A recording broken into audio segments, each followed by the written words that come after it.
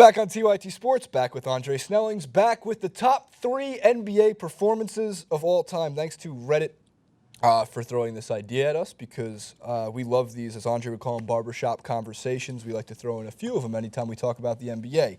Now, this is an almost impossible conversation to have because 3 is an evil number because there's about 1,000 I'd like to talk about, and I'm sure Andre has at least 1,001.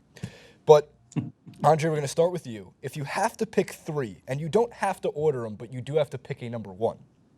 Okay. What are your top 3 NBA performances of all time? Wow. So, yeah, I mean, there's too many to just say, oh, it's these 3 and just step off. I mean, so I try to think back to the ones I've seen. Like, I didn't see Bill Russell's 30 and 40 game. Okay. I think it's probably one of the top 3 ever. It came into Game 7, but I mean, I didn't see it, so I can't argue for it. I remember watching Jordan drop 63 on the Celtics. You know, thought that was great. But for me, I think my first one that I have to mention, it's not my number 1 on the list, but it's got to be David Robinson Hakeem Olajuwon against David Robinson in the 95 finals.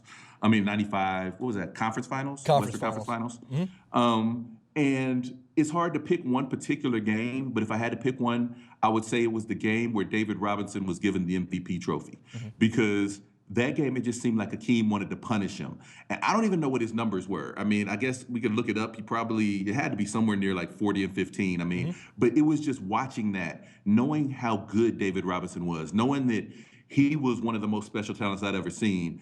And Hakeem was just making him look silly at both ends of the court. Like, I never would have thought that he could dominate to that level against that level of competition. So I'm going to put that one on my list. I'm going to put LeBron's Game 6 against the Celtics in 2012 on the list. I did not personally enjoy that because I was pulling for the Celtics. You know, it was kind of a last ride for the old heads. Garnett was having a throwback, kind of, I guess, his last great playoffs run. And they really had Miami right on the edge. But then LeBron came out in Game 6 and just like, he seemed like a robot. Like his face, he was just like, you know, like, I'm doing this, you can't stop me. And they couldn't. I think he went for like 45 and 15. He could have gone higher. He took his foot off the gas. I mean, he had 30 at the half. He was crazy. So I'm going to put that on the list. But for me, my personal number 1, and if you think about it, you won't be surprised that is Kevin Garnett's Game 7 against the Kings in 2004. You know, he went, like, his numbers were crazy. He went like 32, 21, I think 5 blocks and 4 steals or something like that. And keep in mind, this was a really low-scoring game. I mean, I think the final was 83-80. So he scored like 40 or 50% of his points. It'd have been the equivalent of Steph Curry hitting 55 or 60 in a game where of course the Warriors are throwing up 110.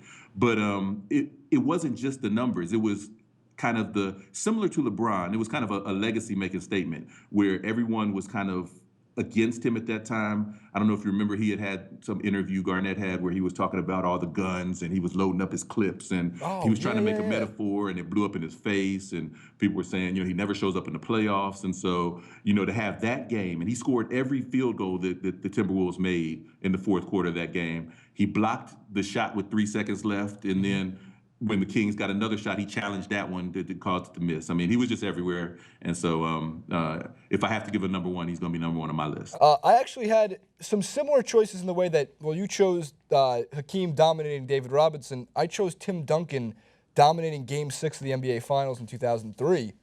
Only 4 players have done a quadruple-double. And Tim Duncan came as close to it as you can in a series-clinching NBA Finals winning performance. He had 21, 20, 10 and 8.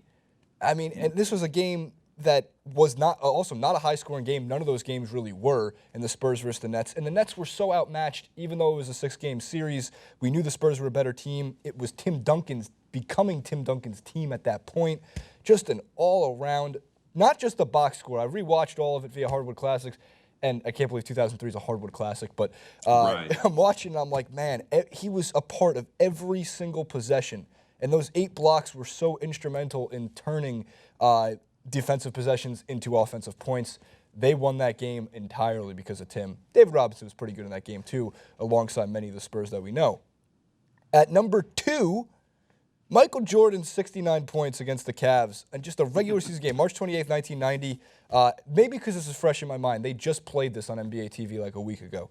69 points, 18 rebounds, 6 assists, 4 steals, 62% shooting. He did get an overtime period where it was 117, 113 in overtime. That is a whole bunch of points, and that is a whole amazing amount of percentage. 62% of your shots does not happen in the NBA from a guard. Rarely, at that if volume. ever. Especially at that volume. And he was like, what did he take? I think it was 26 or 27 of, no, Kobe was 27 of 28 of 46. Like Michael that day was like 23 of 40-ish, but also knocked down almost every free throw because he's Michael Jordan. And then I listened to that game on the radio when I was a kid. That's awesome. Yeah, the Cavs radio, 1100 WWWE. Used to listen to him all the time. That's I awesome. was so mad that day. I was so mad. Because Michael just lit up everything. Oh, man. Well, that's obviously not one of your favorite performances then. But and then number one, I'm younger, so this was a big moment in my childhood. The Lakers in 2001 were so dominant, they didn't lose a game in the playoffs. And then they met Allen Iverson's 76ers. And while AI only shot about 40% from the field that game, he finished with 48 points, 6 assists, and 5 steals. And he did literally everything to show why he was the best player in the league at that finite point in time. And that game is so replayed, it's so memorable for so many great reasons. But that's the only loss the Lakers had in that playoffs. They were going to go undefeated through the playoffs, which we haven't seen. And that's an unbelievable achievement, especially when you have the Kobe Shaq Lakers. Technically, the two best players in the league were on the same team, but AI had something to say about that. And he did it in such awesome fashion. Those highlights are some of AI's best. Stepping over Tyronn Lue is not just it. He had a couple step backs in that game that I don't know how you covered that much ground. It's not even physically possible. Andre, make sure, well, actually I should say, Andre, thank you for coming on as always. We have more clips to do, but make sure to follow Andre at Professor DRZ on Twitter, and make sure to check over rotowire.com for the Hoops Lab. I think I mention it every time. All audience, you should know that by now, but if you need to, click on the links in the description below. You can find out more.